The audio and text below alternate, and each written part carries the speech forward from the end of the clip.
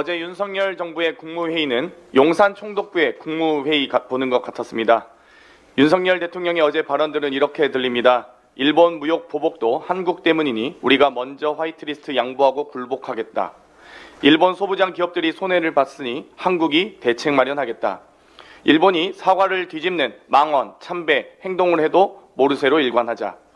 사실상 대국민 담화가 아닌 대국민 가스라이팅 같았습니다. 일본에게 걸림돌 되는 건 한국이 먼저 제거해줘야 호응해 주겠다고 했습니까? 정말 대통령이 아니고 용산 총독이라고 착각하는 건 아니신지 모르겠습니다. 이러다 대통령이 A급 전범이 있는 야스쿠니 신사 참배라도 하는 게 아니냐는 우려까지 나옵니다.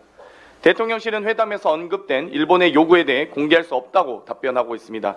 독도는 정말 괜찮은 건지, 위안부 합의는 어떻게 됐는지 일본 언론을 통해서 밝혀지기 전에 자수하여 광명 찾으시기 바랍니다.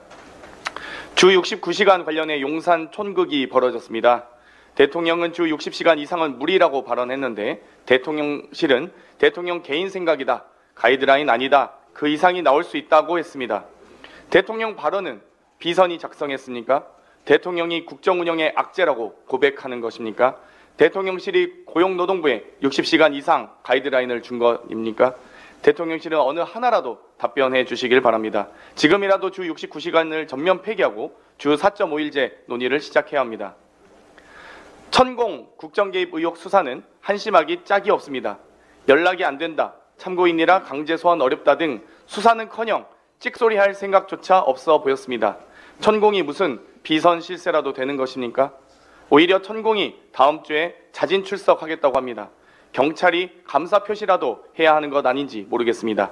이미 말을 맞추기 위한 충분한 시간을 제공한 것은 아닌지 의문스럽습니다.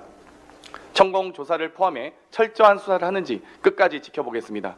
그런데 대통령실은 천공 고발은 언제 하실 겁니까? 이상입니다.